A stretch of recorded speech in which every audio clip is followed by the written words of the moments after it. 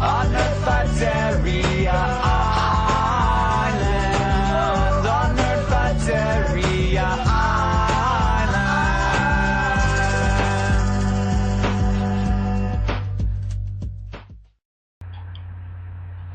Hello Nerd Fighters, I'm late, I'm sorry. That's actually my fault. I'm being very irresponsible in being a day late. Because yesterday I was at my sister's house and I really could have vlogged while I was there, but I didn't because I suck. So, now that we've got that out of the way, it's a history lesson. So, one of my pet projects to kind of like, well not projects, but like one of my favorite subjects to kind of look up is counterculture and anti-art, which you probably already know if you know me, or even if you don't, if you just watch my videos. Now, one of the biggest counterculture movements in art history, lately at least, of the 20th century, the big one was Dada. Now, a lot of you have probably not heard of that. I mean, art students will know about it, art history students will know about it. Everyone else is pretty much going to be like, which makes sense. The only reason I know about it is because it's just one of the random things I'm interested in. It's the history of counterculture. And I just kind of browsed on it one day after looking through Wikipedia and finding, you know, hundreds of different articles on, you know, it started with punk rock, and then it went to pop art, then fluxus, and then somehow I ended up in Dada, and that became an interest of mine. Now, Dada started, now it was a movement, okay, let's get that established right now. It wasn't a style of art. There is no Dada style. It's a historical movement that happened, you know, within the art community. And it started in 1916 in Zurich, Switzerland. Wait, Switzerland? Yes. Duh. I'm sorry. I know my European geography.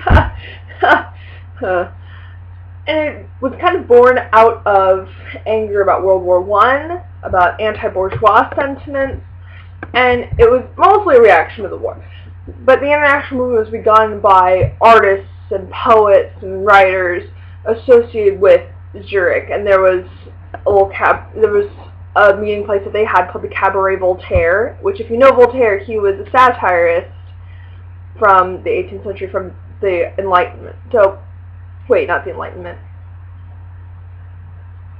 I forget what that particular movement was called, but from another previous intellectual movement, Voltaire. He's a French philosopher. Look him up. The Cabaret Voltaire was named after him, of course.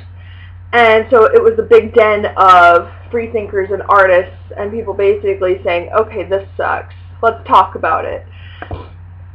And so some people would say that it's just a nonsensical word, Dada. And some would say that it came from the Romanian artist Tristan Tzara, who wrote tons of things about this. He wrote a publication, Dada, you know, which could come from like, yeah, which is, you know, derived from yes in Romanian. Others say it comes from like, others say that Dada is like a French word for hobby horse. It's like, you know, just like a mishmash of things.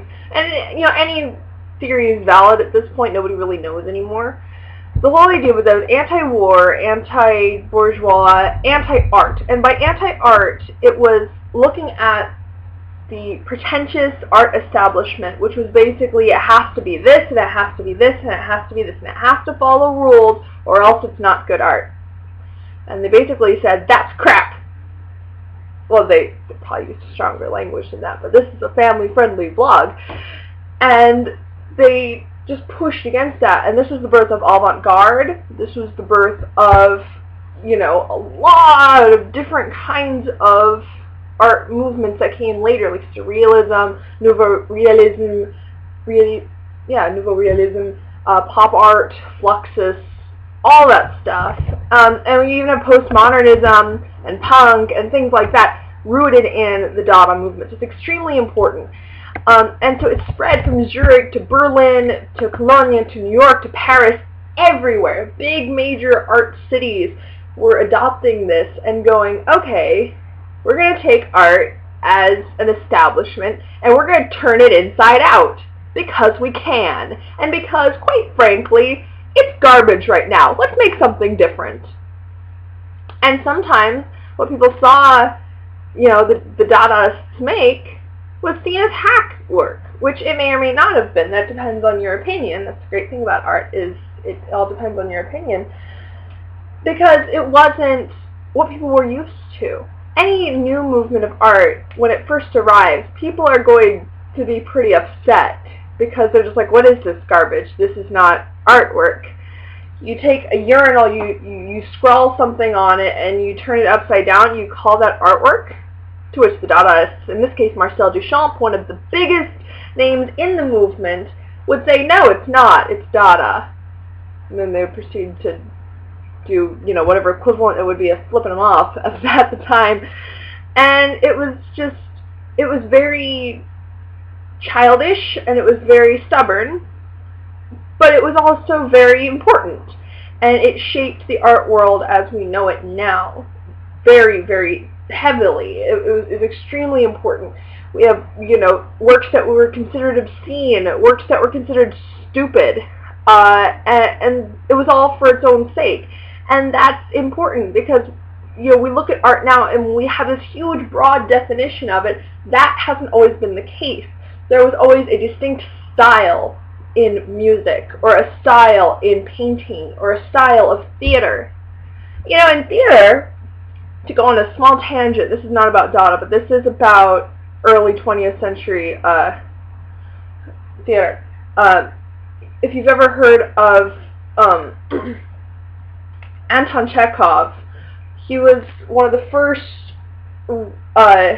realistic playwrights, along with Oscar Wilde and along with several others. Okay, the late 19th century and the early 20th century, realism became the big thing, and it stayed that way since then. Before that, it was all soliloquy, going to gesticulate wildly to get my point across. And it was very contrived, and that's how it had been for thousands of years. And then finally, there came this big, sweeping new movement from the middle class, ironically the bourgeois that the Dadaists were up against, in theory at least, because they were saying, look at you with your consumerist lives. You're so boring and petty and sad and unhappy, and serves you right. And it was very, it became rather pretentious in its own right, in that, quite like, you see hipsters who are saying, oh, look at this neighborhood. I live in a poor neighborhood because it's not gentrified yet, even though it's a trust fund white kid.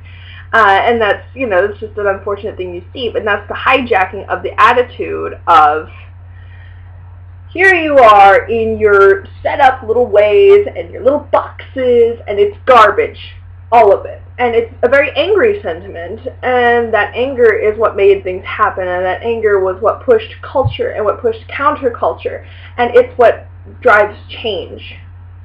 And so that's your history and culture lesson from me.